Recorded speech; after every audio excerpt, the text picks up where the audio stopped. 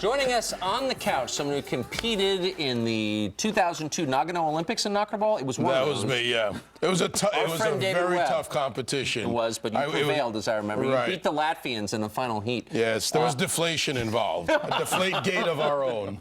So Donald Trump has tried out a lot of nicknames for Hillary Clinton. Crooked, he's called her the devil and a monster over the last few days. Well, now he's saying she's mentally unfit to be president. Take a listen to his latest attack.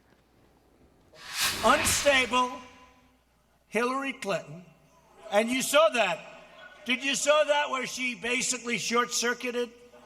She said, she did, it wasn't a press conference because that's around 250 days, but it was in front of some friendly reporters. They asked her a very easy question, and she short-circuited. She used the term, short-circuited. She took a little short circuit in the brain, but I think that the people of this country don't want somebody that's going to short-circuit up here. Is that effective, or do you think Crooked's better, or what?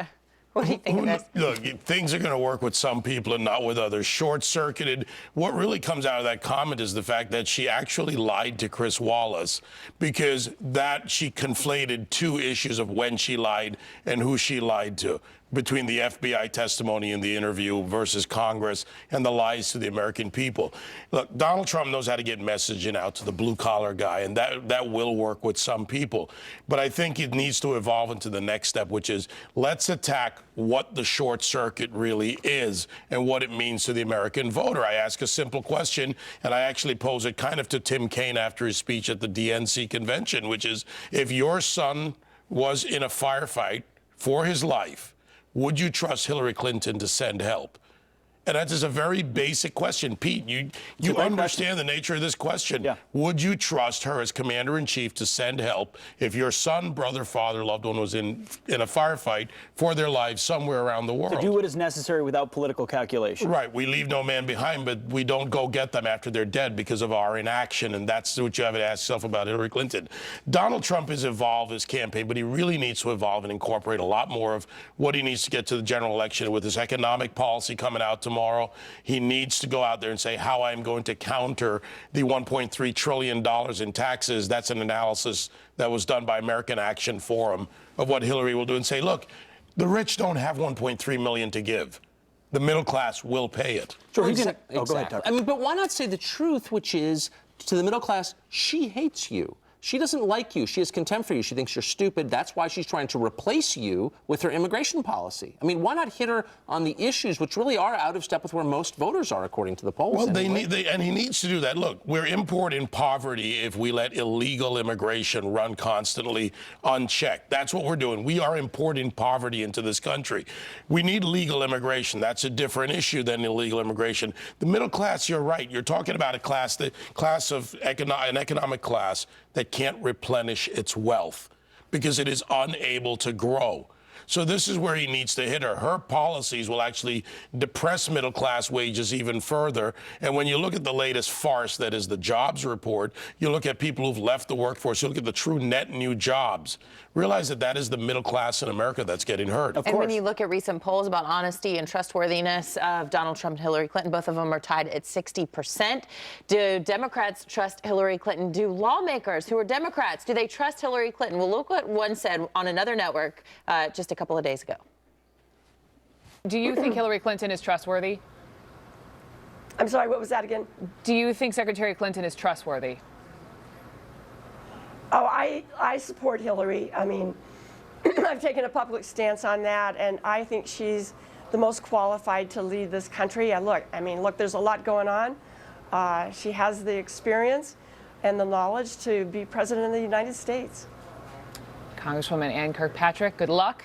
Thank you so much. And following the conventions, the Democrats said we're more unified than the Republicans were following their convention. Is that the case? So Democrats do something Republicans don't do. They get in lockstep by and large. Many of them do, and certainly the more left-wing of the Democrats. They've made their deal with themselves. And I think it's a Faustian bargain, and it certainly is one economically, to Tucker's point, because in the end, look at these failures in these major cities. Look at crime rates. Look at all the things that have happened with liberal progressive policies. The problem is that Ann Kirkpatrick Patrick won't think for herself. She'll vote for Hillary Clinton based on the party alone. I'm not saying it shouldn't be a factor. It should be for Republicans as well. You want to win, because first you win, then you make policy. But Democrats trust her because she is a Democrat, not based on her qualifications in large part. Yeah, no, you mentioned the crime rate, and we had Rudy Giuliani on earlier to talk about the fact that Hillary Clinton's not even seeking the endorsement of the largest law enforcement organization in this country. This is what Rudy Giuliani had to say about that. I think this only makes the point that the Democratic Party has gone so far to the left now, so far to the left, that it won't even seek the endorsement of the major police organization in the country. And it makes the point that I've made for 2 years. The Democratic Party, from Barack Obama down to Hillary Clinton, you name it, they are anti-police, anti-law enforcement, and it is creating a terrible atmosphere in this country that is very dangerous to police officers. And Donald Trump's running as a law and order candidate. Right. Now, so why is law and order important to the nation?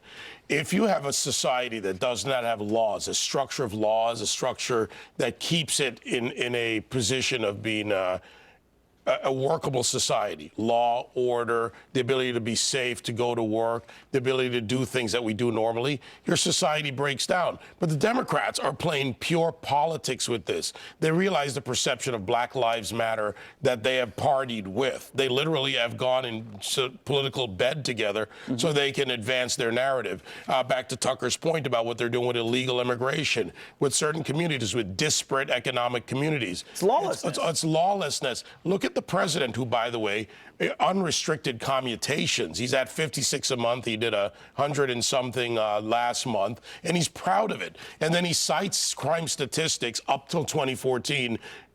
Crime didn't stop in 2014.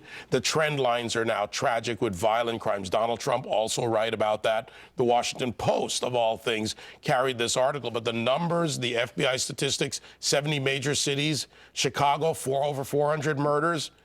And what are the Democrats doing? Look at every city. You don't have to believe me, America. Look at every city in America with major urban problems.